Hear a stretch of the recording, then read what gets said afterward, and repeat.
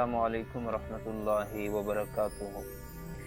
Students, اس lecture میں ہم significant figures کے بارے میں آپ کو سکھائیں گے کہ سگنیفیکنٹ فگرز کیا ہوتے ہیں۔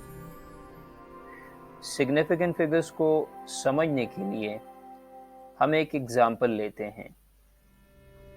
فرض کیا کہ ہمارے پاس ایک پینسل ہے اور ہمیں اس پینسل کی لینتھ کو معلوم کرنا ہے۔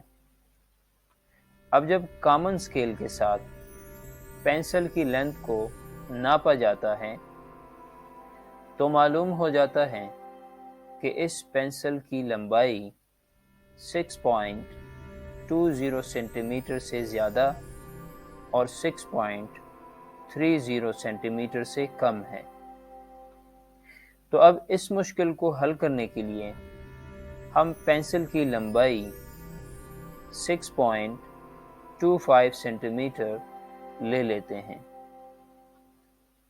اس 6.25 میں نمبر 6 اور نمبر 2 ایکوریٹلی نون فگرز ہیں، یعنی صحیح طور پر معلوم ہندسے ہیں، جبکہ نمبر 5 کو اندازہ لگا کر لیا گیا ہے۔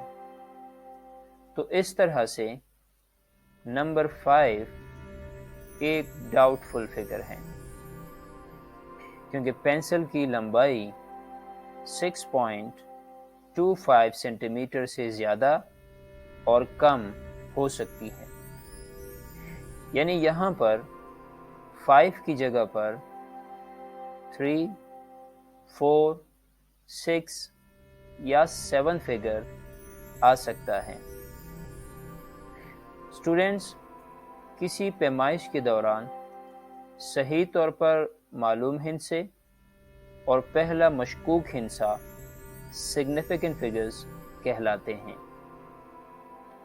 مثلاً ہم نے جو پینسل کی لمبائی کو معلوم کیا تو اس میجرمنٹ میں نمبر 6 اور نمبر 2 صحیح طور پر معلوم ہیں، جبکہ 5 کو اندازہ لگا کر لیا گیا ہے، جو ایک ڈاؤٹ فل فگر ہے۔ اس طرح سے یہ تینوں یعنی 6، 2 اور 5 significant figures ہیں۔